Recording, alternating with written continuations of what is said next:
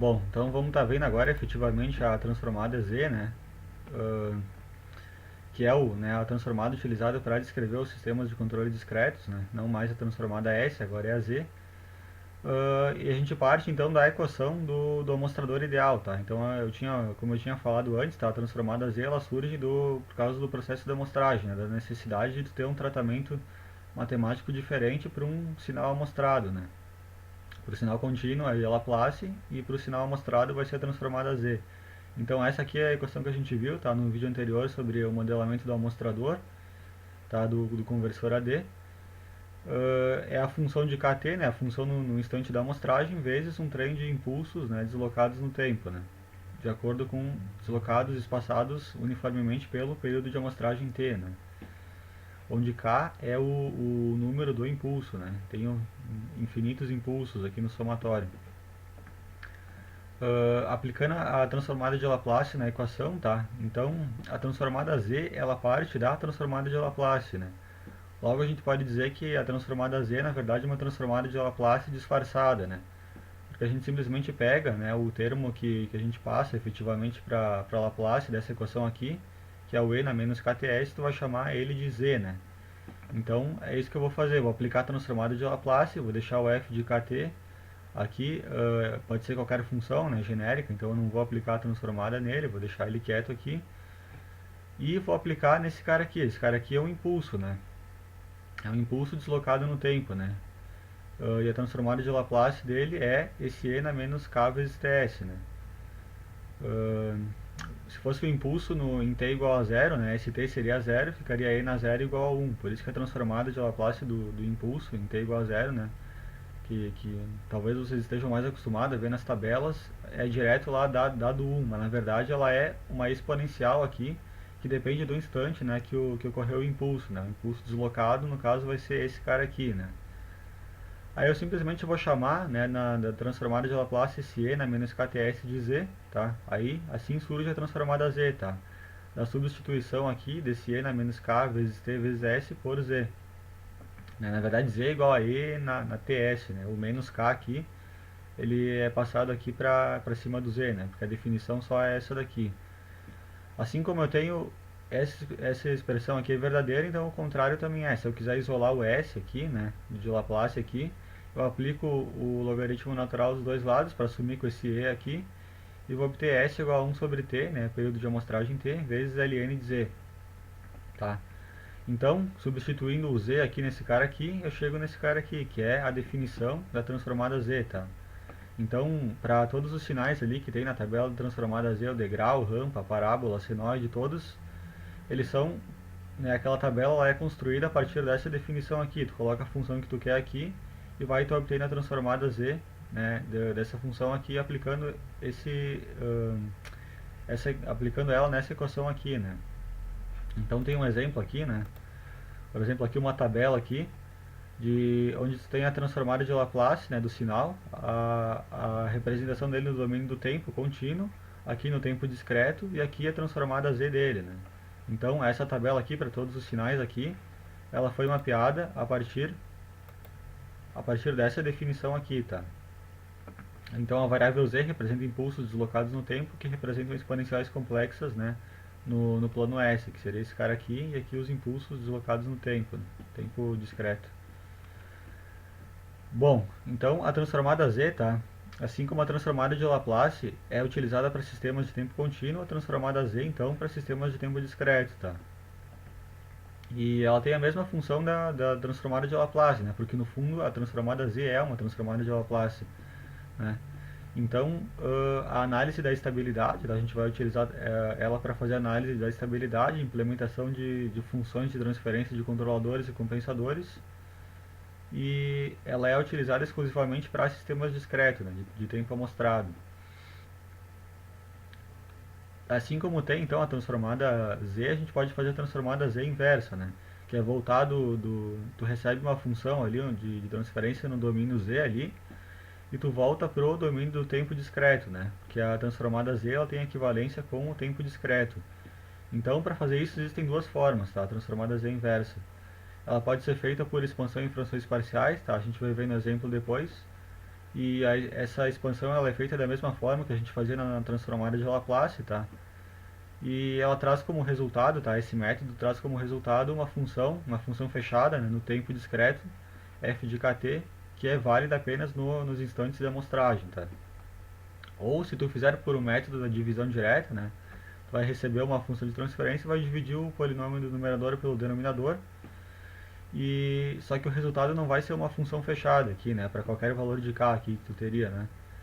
Vai ser, tu simplesmente vai receber uma sequência de pontos aqui que correspondem aos valores dessa função aqui, né, que tu teria nesse método aqui, para as primeiras amostras, né? Depende de quantas amostras tu vai querer fazer no teu cálculo. Então tu vai, por exemplo, para k igual a 0, 1, 2, 3, tu vai receber direto o valor dessas funções aqui para essas primeiras amostras aqui, né? Tu não vai receber uma função fechada aqui, né? Então, ó, método da divisão direta, aqui tem um exemplo, tá? Dado que tu recebeu essa função de transferência aqui, que pode representar qualquer coisa, tá? Um compensador, um controlador, enfim. O método da divisão direta, tu vai dividir o numerador pelo denominador, é uma divisão de polinômios normal. Então, 10z mais 5 dividido por z ao quadrado menos 1,2z mais 0,2, tá?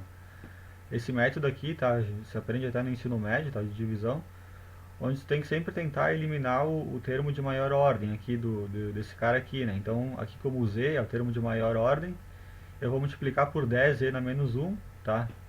Para eliminar esse termo aqui. Então, 10z na menos 1 vezes z ao quadrado, eu vou ter 10z. E aí eu troco o sinal, tá? Isso aqui é uma regra, eu sempre troco o sinal aqui. Então, fica 10z menos 10z. Aí eu multiplico esse cara aqui por esse, eu vou obter isso daqui. Esse cara aqui por esse cara aqui, eu vou obter isso daqui. Aí depois sobrou isso daqui. Qual que é o termo de maior ordem? É o 17, né? Porque o z aqui está na menos 1, então ele é uma ordem menor do que esse cara aqui, que seria z na 0, né, por exemplo. Aí faço, tá? Multiplico pelo 17 aqui até eliminar esse termo e vou indo quantos termos eu quiser, tá? O que eu falei aqui que eram os valores da função f de kt aqui, né? Que eu tenho como resultado. É esse cara aqui, tá? Esse polinômio aqui. Então os primeiros valores aqui para k igual a 0, 1, 2, 3, da função de transferência, da função de tempo discreto que tu teria obtido se tivesse feito pelo método de frações parciais, né? Os valores são esses caras aqui. Então a primeira amostra ela é em t igual a 0. Como ela não aparece aqui, a gente considera que ela seja 0, né? Para k igual a 0. Para k igual a 1, a primeira amostra vale 10. Para k igual a 2, vale 17. A terceira, 18,4 e assim por diante, né? Poderia continuar essa divisão de acordo com quantos termos eu quisesse aqui saber de resposta aqui da minha transformada inversa, né? Então, outro exemplo aqui, tá? Dado essa função de transferência aqui, encontre, né, a transformada, faça a transformada z para encontrar a função de tempo amostrado, né, desse sistema aqui dado no plano z aqui. Bom, aqui está em inglês porque eu retirei do livro, tá? Eu dei um print screen do livro aqui direto e estava em inglês lá. Então não fui eu que escrevi aqui, tá como retirado do livro aqui, tá? Então uma técnica, tá? Tu passa quando eu tenho um z aqui multiplicando, tá? É uma das técnicas que ele fez, mas pode ser feito pela técnica que eu mostrei antes também. Ele vai passar o z para baixo aqui e vai expandir em frações parciais, tá? Agora é o primeiro método lá. Antes eu fiz pela divisão, né, do polinômio, agora eu vou fazer por frações parciais, tá? Não vou entrar muito em mérito aqui em como que se faz o cálculo de frações parciais, tá? Porque isso tu aprende no curso de cálculo, mas basicamente eu pego aqui esse polinômio aqui, né, dependendo do que eu tenho aqui, e eu posso dividir aqui, né, em dois termos separados aqui, né? Então a sobre z menos 0,5 mais b sobre z menos 0,7, tá? O método que tu vai utilizar para descobrir o a e o b não interessa, mas ele chegou aqui nesse valor aqui para o a e nesse valor aqui para o b, né? Então o a menos 2,5, o b mais 2,5. Aí agora, tá? Ele pegou e voltou com o z para cima, que ele tinha multiplicado antes, né? Multiplicou em cruz aqui, voltou para cima, chegou nisso daqui, tá? E agora usando uma tabela, tá? Aquela tabela que eu mostrei antes para vocês ali, vocês podem estar voltando agora, né? Pegando esses caras aqui, olhando direto na tabela e fazendo transformada z inversa, tá? E vão obter isso daqui. Isso daqui é uma função, tá? Uma função de tempo discreto, tá? Ela é válida só nos instantes de amostragem, tá? Nos instantes de KT aqui que eu tenho, onde K é o número da amostra e T é uma constante, né? O tempo de amostragem. Então isso é uma função que vai me dar o valor para qualquer valor de K que eu substituir. Por exemplo, eu quero saber o valor da primeira amostra. Eu substituo o K por zero aqui, o K por zero aqui, e vou obter um valor aqui, né? Um número aqui como resposta. Ah, eu quero para a primeira amostra, K é igual a 1, então substituo o K por 1 e assim por diante, para quantas amostras eu quiser, né? Então aqui ele só reescreve essa equação aqui, tá? De uma forma mais formal aqui, né? Que tem essa função multiplicada pelos impulsos aqui, que nem a gente tinha visto antes, porque é em tempo discreto, né? Tempo amostrado. E aí ele pega, tá? O que ele vai fazer, ó? Ele pega que nem eu tinha falado, ele pega valores de k, 0, 1, 2, 3, e encontra o valor que essa função aqui tem para cada valor de k. Então, para k igual a 0, ele encontrou 0, né? Que é o impulso, né? Corresponde ao impulso que eu tenho em t igual a 0. Para k igual a 1, ele encontrou esse valor aqui, que é 0,5. Para k igual a 2, 0,6. Para o 3, 0,545 e assim por diante, tá? Então é a amplitude de cada um desses impulsos aqui, né, que eu tenho na saída ali do meu amostrador, tá? Então é esse cara aqui. Então essa que é a diferença entre tu fazer pelo método da expansão em frações parciais. Ele vai te dar uma função, né? E a partir dessa função tu pode achar os valores. E pelo método da divisão de polinômios, ele vai te dar esses termos aqui, tá? Ele já vai te dar os valores direto, não vai te dar a função na forma fechada que nem tu obteve aqui. Então aqui o mesmo exemplo de antes, tá? Ó, é o mesmo exemplo aqui, aqui ele fez por frações parciais, agora ele vai fazer de novo pelo método da divisão. Então o que, que ele obtém aqui como resposta? Vai obter isso daqui, né? 0,5 z na menos 1 mais 0,6 z na menos 2. E vai estar depois, né, ele simplesmente pegou esses z's aqui e substituiu pelos z's na menos ts, né, como é z na menos 1, e na menos ts, z na menos 2, é duas amostras passadas, então é e na menos 2 ts, z na menos 3, é esse cara aqui, e assim por diante, né.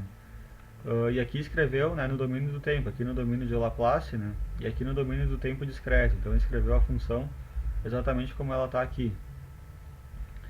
Bom, então acho que para essa aula era isso, tá? Na próxima a gente vai começar a ver aqui as funções de transferência discretas, né? Como é que a gente obtém uma função de transferência discreta.